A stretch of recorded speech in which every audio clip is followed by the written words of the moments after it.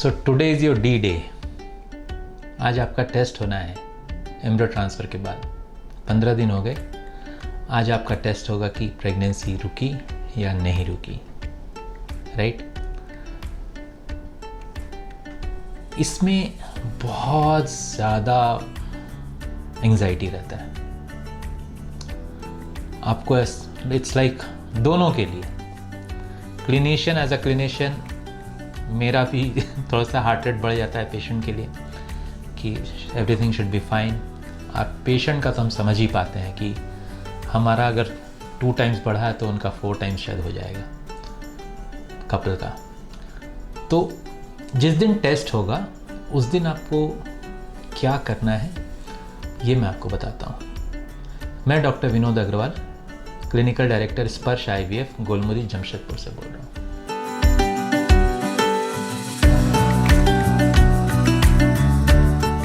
I am sure आपको 14वें दिन रात को नींद नहीं आएगी। इनफैक्ट 12वें दिन के बाद से नींद नहीं आती है। टेंशन अब आ रहा है 2 दिन बाद, 3 दिन बाद टेस्ट होने वाला है। You start doing that pregnancy वाला test, card test, negative, tension बढ़ गया। तो मैं जो अपने पहले वीडियो में बताया था, ट्राई टू अवॉइड वो टेस्ट करने का, ठीक है? कभी कभी थोड़ा सा लेट से आता है उसमें, so don't worry about that. Wait, keep yourself calm, अपने आप को शांत रखिए उस दिन, ठीक है? हड़बड़ाना नहीं है। बिकॉज आप एंजाइटी, आपका टेंशन बढ़ा के नथिंग, कुछ क्या चेंज होने वाला है? चेंज तो कुछ नहीं होने वाला है। You have to face the reality, ठीक है? पॉजिटिव भी आ सकता है, नेगेटिव भी आ सकता है। और मैंने आपको जो पहले बताया कि कोई ऐसा सिम्टम नहीं है, कोई ऐसे लक्षण नहीं है जो आपको बता दे कि नहीं अब आज आपका टेस्ट पॉजिटिव आ जाएगा या आज आपका टेस्ट नेगेटिव आ जाएगा। So keep cool. जो आपके कंट्रोल में नहीं है उस पर बहुत ज़्यादा सोच के आप अपना ब्लड प्रेशर मत बढ़ाइए। एंजाइटी लेवल जब बढ़ता है ना तो आपका ब्लड प्रेशर बढ़ता है, एंड हाई ब्लड प्रेशर या फिर हाई हार्ट रेट भी बढ़ जाती है। छाती धड़ कर आपको फील हो रहा है, पैल्पिटेशंस। तो वो जो चीज़ है उसको आप अवॉइड कीजिए। बी काम, कंपोज्ड। आप ब्लड टेस्ट दीजिए। आप ब्लड टेस्ट लैब में भी जाके दे सकते हैं अगर पास में है, या फिर जो भी रिकमेंडेड लैब है आप उनको फ़ोन कर दीजिए 1 दिन पहले कि कल हमारा ऐसा टेस्ट है, तो प्लीज़ आप आके घर से कलेक्ट कर लीजिएगा। वो कर लेते हैं, आप उनको ब्लड दे दीजिए। ब्लड का जो रिपोर्ट आता है वो रिपोर्ट आने के बाद आपको करीब 3 से 4 घंटे लगेंगे या 5 घंटे लगते हैं, डिपेंड्स ऑन द लैब का लोड कितना है। तो वो टाइमिंग्स पर सेम डे यूजुअली आ जाता है ब्लड का रिपोर्ट, राइट? ब्लड रिपोर्ट देने के बाद जब तक रिपोर्ट नहीं आता तब तक तो anxiety level is very high, ठीक है? तो उस दौरान what we recommend usually is you should pray, you should meditate. I think things should go fine, ठीक है? Always have a positive approach. जो भी होगा अच्छा होगा, ठीक है? रिपोर्ट आया, you come to the doctor. Doctor ने रिपोर्ट देखा पॉजिटिव, वो आपको कन्वे करता है कि पॉजिटिव रिपोर्ट है। वो जो आपका जो एक्सप्रेशंस होती है ना, वो हर IVF कंसल्टेंट के लिए एक बहुत बड़ा गिफ्ट होता है।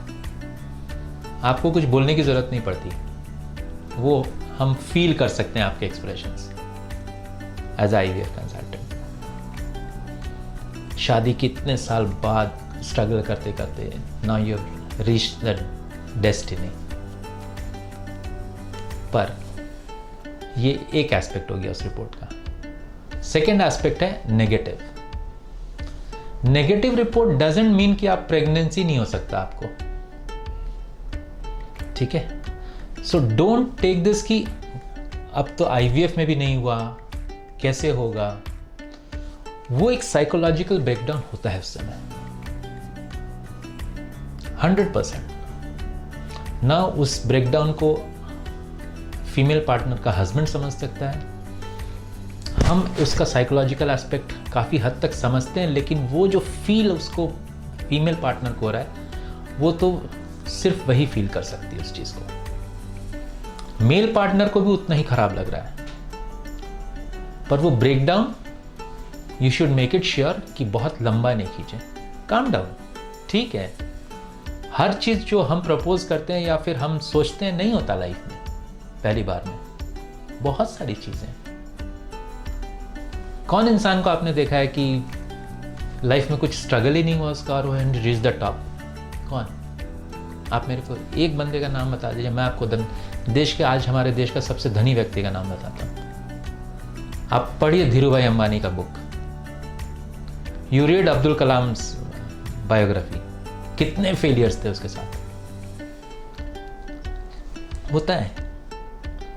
सो एक रिपोर्ट नेगेटिव आ गया, इसका मतलब ये कभी नहीं होता कि आप एकदम ब्रेकडाउन, अब कुछ नहीं हो सकता। नहीं नहीं, ऐसा कुछ नहीं है। शांत, काम हो जाइए और अपने डॉक्टर से आगे की बात कीजिए। डॉक्टर, अगर आपको लगता नहीं अब हम अभी बात नहीं करेंगे, डोंट टॉक, गो होम, आराम से घर जाइए, टेक योर टाइम, 2 दिन 3 दिन, कम बैक। आपको लगता है कि अब हम थोड़ा सा बात करेंगे, पर उस चीज़ को छोड़ना नहीं है। ये मेरा एडवाइस है। It's not about getting your IVF treatment done in my centre और ये सेंटर और वो सेंटर, थर्ड सेंटर, ABC, जिससे भी आप ट्रीटमेंट करा रहे हैं, if you are confident that the person who is doing is a good job, आप, क्योंकि हर पेशेंट का कंफर्ट लेवल होता है। I am comfortable with this doctor, I am comfortable with this doctor, you are comfortable, go and talk very frankly कि आगे क्या। Usually IVF में क्या होता है कि हम लोग के पास एम्ब्रियोज बचे हुए रहते हैं, जो मैं अपने पहले वीडियो में बता रहा था एम्ब्रियो ट्रांसफर में, कि जब आपका एम्ब्रियो ट्रांसफर हो जाता है तो अपने डॉक्टर से जरूर डॉक्यूमेंटेशन लीजिए कि कितने एम्ब्रियोज बचे हुए हैं। तो वो जो एम्ब्रियोज बचे हुए हैं, आपके पास पेपर है 6 एम्ब्रियोज मेरे बचे हुए हैं, या 4 एम्ब्रियोज बचे हुए हैं, या 8 एम्ब्रियोज बचे हुए हैं, तो वो जो एम्ब्रियोज बचे हुए हैं ना, उसके बारे में बात कीजिए उनसे कि नेक्स्ट क्या। तो आपको बताया जाएगा कि नेक्स्ट जब आपका ये जैसे ये साइकिल आपको पीरियड्स आ गया या नेगेटिव रिपोर्ट आया, तो हम वेट करते हैं पीरियड्स आने का। ये वाला पीरियड्स आ गया ना, उस पीरियड्स पे यूजुअली नहीं करते हैं कुछ, एंड आफ्टर दैट साइकिल, उसके बाद वाला जो साइकिल है उसमें हम फिर से ट्राई करते हैं। तो एवरी टाइम जब पीरियड्स होता है ना, उसका वापस से प्रोसीजर जो मैंने आपको समझाया था कि पीरियड्स के सेकेंड डे से जो प्रोसेस शुरू होती है IVF from frozen embryo transfer की, वो शुरू हो जाएगी। जो आपका फ्रीज करके या स्टोर करके रखा हुआ एम्ब्रियो, हम वही ट्रांसफ़र करेंगे। उसमें से सपोज 6 है, एम्ब्रियोलॉजिस्ट ने बोला 2 निकालते हैं या 3 निकालते हैं, उसमें जो बेस्ट एम्ब्रियो रहेगा वो डालते हैं। नॉर्मली हम 2 डालते हैं। 2 इसलिए नहीं डालते कि ट्विंस हो जाए। 2 डालने का एम ये रहता है कि अगर ये नहीं पकड़ा तो चलो ये पकड़ लें। चूंकि आपको बच्चे नहीं हैं, अगर ट्विंस भी हो गया तो वेल एंड गुड, तो वो इशू नहीं है। सो पहला बार नेगेटिव आता है और आपके एम्ब्रियोज हैं, आपके डॉक्टर ने बोला है कि rest of the things are fine, तो आपको ये एक्सेप्ट करना चाहिए कि rest of the things are fine, it was just a bad day for me that day. ठीक है, तो ना तो ऊपर वाले पे विश्वास छोड़ना है, ना अपना एफर्ट छोड़ना है, दोनों साथ साथ चलती है। आप अपना एफर्ट नहीं लगाइएगा, आप ऊपर वाले के भरोसे रहेंगे, कुछ नहीं होने वाला। सो वो फाइनल जो फ्रेज है ना, God helps those who help themselves, right. तो एफर्ट नहीं छोड़ना है, आप अपना पूरा जोर लगाइए। आप मतलब your team, you, your family, your husband, your treating doctor, पूरा एफर्ट, लेट हिम डिसाइड क्या होना है। ठीक है, तो नेगेटिव रिजल्ट कभी भी एंड ऑफ द रोड नहीं है। अगर आपका एम्ब्रियो नहीं भी बचा हुआ है, still you have a chance कि एक सेकेंड चांस लेते हैं। तो सेकेंड चांस लिया। अगर आपके डॉक्टर को लगा, यूजुअली क्या होता है कि अगर फर्स्ट एम्ब्रियो ट्रांसफर नेगेटिव आया है, प्रेगनेंसी टेस्ट, और उसमें आपके डॉक्टर ने पहले बता दिया था कि और एम्ब्रियोज नहीं है, दैट मीन्स कि आपके एम्ब्रियोज कम बने थे। जब कम बने थे, अगर नहीं है, तो फिर सेकेंड साइकिल में कहीं तो प्रॉब्लम रहा होगा ओवरी में, उस समय जो एम्ब्रियोज ज़्यादा नहीं बने, ये एग ज़्यादा नहीं मिला। तो अगर आपके डॉक्टर उस सिचुएशन में आपको एडवाइस करते हैं कि ठीक है, you can go even for a donor eggs, उस ऑप्शन को माइंड खोल गए। सपोज आपका एज आज 39-40 हो रहा है, तो आपको उस समय भी जब शुरू IVF के ट्रीटमेंट में बताया गया था कि आपकी अंडा बनाने की शक्ति कम है, पर उतना भी खराब नहीं है, आप ट्राई कर सकते हैं, या फिर डोनर एग यूज़ कर सकते हैं। तो आपने डिसाइड किया कि नहीं, हम अपना ही ट्राई करेंगे, जो कि बहुत ही लेजिटिमेट और नॉर्मल फिनोमेना है। हर कपल, हर इंसान ये चाहता है कि मेरा बच्चा जेनेटिकली मेरे से रिलेटेड हो, राइट। तो वो जो इम्पोर्टेंस है ना, वो आपको आपका डिसीजन बनाता है कि नहीं, लेट्स ट्राई फर्स्ट हम लोग अपना एग से एक बना। क्योंकि क्या होता है, IVF में 10 अंडे बने तो भी प्रेगनेंसी नहीं होती, 2 अंडे बने या 1 अंडा बना उससे भी अच्छा। It's all about the quality. अच्छा हुआ, एक में भी काम हो जाता है, बहुत बार 10 में भी काम नहीं होता। तो वो जो चीज़ है, अगर आपको लगता है सेकेंड टाइम भी हम अपने से ट्राई करेंगे, या फिर अगर आपके डॉक्टर स्ट्रांगली रिकमेंड कर रहे हैं कि you go for a donor, recommend in the sense आपको दे रहे हैं option, think over it. Don't be very stubborn कि नहीं, हमको डोनर नहीं यूज़ करना। बिकॉज अगर वो प्रॉब्लम है, अंडा नहीं बन रहा है अच्छा, quality less quantity less quality और अ पुअर क्वालिटी, आप फिर से ट्राई करेंगे, उसी से चांसेस ज़्यादा हो जाती हैं कि आपको फिर से वो सिचुएशन फेस करना पड़े। और ये स्टबननेस जो आती है ना कि नहीं, हम अपना ही एग यूज़ करेंगे, होगा तो ठीक है, नहीं होगा तो ठीक है।